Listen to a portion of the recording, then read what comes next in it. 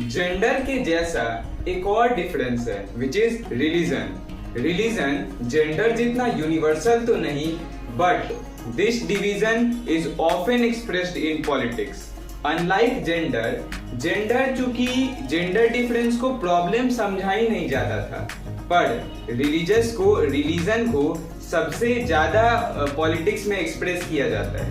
तो क्वेश्चन है कि आखिर रिलीजन को पॉलिटिक्स से इंटीग्रेट करना चाहिए तो क्या है? तो 3 पॉइंट्स हम डिस्कस करेंगे जो कि ये प्रपोज करते हैं कि रिलीजन को पॉलिटिक्स में इंटरवेन करना चाहिए कि नहीं करना चाहिए, और अगर करना चाहिए तो किस व्यू से करना चाहिए। तो पहला पॉइंट है कि Mahatma Gandhi used to say that religion can never be separated from politics.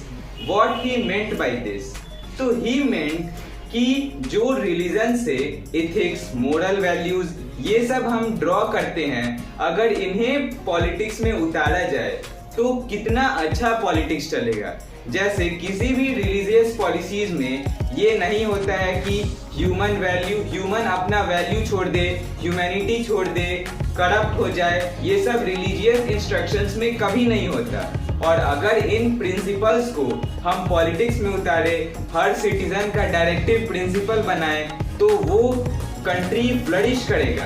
Human rights groups country में कभी भी कम्युनल राइट्स होते हैं। कम्युनल राइट क्या होते हैं? मतलब रिलीजन से रिलेटेड जो पार्टीशन से क्रिएट होता है, उससे अगर राइट्स, दंगे होते हैं कंट्री में, तो मोस्टली जो ऑप्रेस्ड क्लास है, मोस्टली विक्टिम कौन होते हैं? माइनॉरिटीज, रिलीजियस माइनॉरिटीज, ना कि पॉलिटिकल लीडर्स। तो रिलीजियस माइनॉरिटीज के राइट्स को सेफगार्ड करने के लिए चाहिए कि गवर्नमेंट कोई स्पेशल स्टेप्स उठाए ताकि रिलीजियस माइनॉरिटीज के राइट्स सेफगार्ड हो सके। फिर तीसरा है कि हर रिलीजन के जो फैमिली लॉज होते हैं, मींस जैसे डाउरी सिस्टम, ट्रिपल तलाक, ये सब जो फैमिली लॉज हैं, ये सारे फैमिली लॉज मोस्टली विमेन के अगेंस्ट डिस्क्रिमिनेट करते हैं। तो इसमें भी गवर्नमेंट का इंटरवेंशन जरूरी है कि विमेन के वेलफेयर के लिए लॉज बनाए जाए। कैसे डाउरी प्रोहिबिशन एक्ट आया था 1961 में, तो लॉज बनाए जाएं ताकि विमेन को इक्वलिटी मिले, इक्वल अपॉर्चुनिटीज मिले। तो इन तीनों पॉइंट्स के बाद आखिर क्या डिसीजन है? Should religion be included in the politics? तो आंसर है कि अगर रिलीजन को पॉलिटिक्स में इंक्लूड करने से हर रिलीजियस कम्युनिटी के नीड्स, एस्पिरेशंस और डिजायर्स और डिमांड्स फुलफिल हो जाएं और इजीली, फ्रीली एक्सप्रेस हो जाएं, तो जरूर ही रिलीजन को पॉलिटिक्स में एक्सप्रेस होना चाहिए। तो now where does the problem arises? We have studied कि we can integrate religion and politics if the ethics and moral values drawn from the religion can be used for the welfare of people. So now the problem arises when religion is considered as the basis of a nation. हम समझते हैं कि ये देश बना है religion के कारण, अगर ये देश बटेगा तो रिलीजन के कारण ही बटेगा, दैट्स कम्युनलिज्म। और ये किसी एक रिलीजन का डोमिनेंस ओवर द अदर, इसी बोलते हैं कम्युनलिज्म। मींस मेरा धर्म अच्छा है, अच्छी बात है, पर मेरा धर्म सबसे अच्छा है, दैट इज कम्युनलिज्म। और इसी डोमिनेंस को इस्टेब्लिश करने के लिए अगर स्टेट पावर का यूज किया जाता है, दैट कम्युनल पॉलिटिक्स। एक रिलीजन के डिमांड्स को, एक रिलीजन के विशेष को, एस्पिरेशंस, आइडियोलॉजी को दूसरे छोटे रिलीजन के ऊपर इम्पोज किया जाता है, उसे डोमिनेंट बताया जाता है और उसके कारण वही कंट्री का फाउंडेशन बनता है। तो that is the form of communalism. तो पॉलिटिक्स में जब कम्युनलिज्म आता है, कम्युनल पॉलिटिक्स होता है, तो क्या क्या साइन होते हैं जिससे हम डिस्टिंग्विश कर सकते हैं? पहला और मोस्ट इम्पॉर्टेंट साइन जो कि ग्रास रूट लेवल पर होता है कि हर आदमी के अंदर, हर बच्चे के अंदर ये प्रीजुडिसेस या स्टेरियोटाइप्स बन जाना of hatred against another religion. कैसे जन्म से ही बच्चे को सिखा दिया जाता है कि उस धर्म के लोग खराब होते हैं, वो तुम्हारे दुश्मन हैं।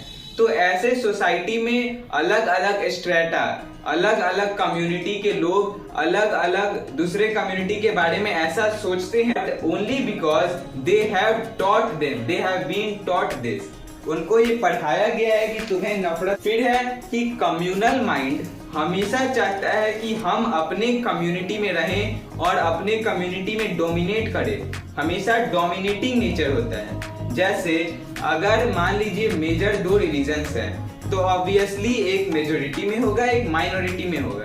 तो माइनॉरिटी वाला तो पूरे कंट्री में डोमिनेट कर नहीं पाएगा, तो मेजोरिटी वाला उस कंट्री में डोमिनेट कर जाता है। और माइनॉरिटी वाले का ये डिमांड होता है कि ही नीड्स पार्टीशन एंड एक अलग कंट्री बने जिसमें वो डोमिनेट करेगा, पर डोमिनेट तो करेंगे। तीसरा फॉर्म है political mobilisation using religious figures, symbols या आइकन्स। किसी को इकट्ठा कर रहे हैं, कोई ऑर्गेनाइजेशन खड़ा कर रहे हैं या प्रोटेस्ट निकलवा रहे हैं ये बोल के कि ये तुम्हारे उस भगवान की मर्जी है और इसलिए बाकी सारे लोग आएंगे।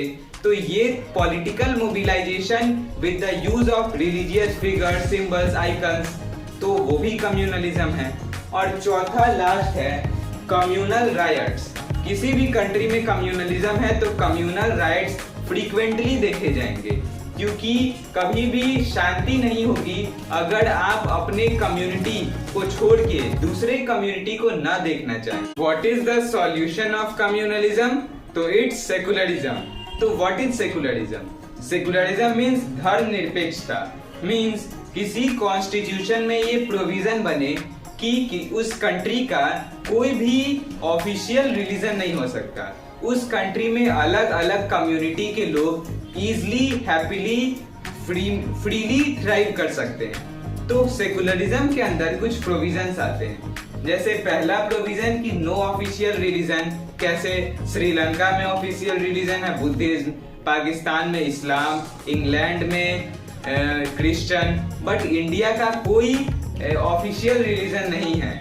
हिंदू, मुस्लिम, सिख, ईसाई सब यहाँ खुशी खुशी रहते हैं। तो डेट सेकुलरिज्म की all individuals organisations have right to profess, practice, और ये आपका एक फंडामेंटल राइट है कि आप अपने रिलीजियस काम को फ्रीली प्रोफेस, प्रैक्टिस कर सकते हैं और कोई भी आपको रिस्ट्रिक्ट नहीं करेगा। कॉन्स्टिट्यूशन रिलीजन के बेसिस पे डिस्क्रिमिनेशन को रोकता है ताकि ना हो, बाकायदे प्रोविजन बने हुए हैं। एंड फोर्थ और last, it allows government to intervene in the matters of public. अगर किसी रिलीजियस कम्युनिटी रिलीजन को लेकर राइट्स हो रहे हैं या किसी को डिस्क्रिमिनेट किया जा रहा है तो गवर्नमेंट के पास यह राइट है कि वो इंटरवेन करे इन रिलीजियस मैटर्स और equality, equal opportunity, harmony ensure करे।